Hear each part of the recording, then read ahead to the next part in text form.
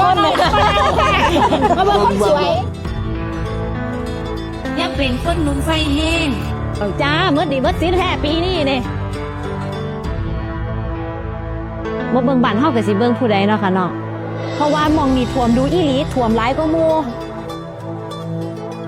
คุณว่านิ่งแหละเนาะ เอาที่นี่หนามาเสียพรที่ได้น้องแอมเมื่อห้ากันแดดซะเด้อ แล้วก็นี่ย้อนกลับไป 2-3 ปีที่แล้วถนนเป็นอยู่2เลนเองเด้ค่ะมีโอกาสเป็นปากเป็นเสียงว่าให้พ่อแม่พี่น้องบ้านเฮาตอนนี้พัฒนาเป็น4เลนหลายช่วงแล้วเด้ค่ะจ้าขอบคุณหลายๆขอบคุณค่ะฮักกันเหมือนเดิมนะแม่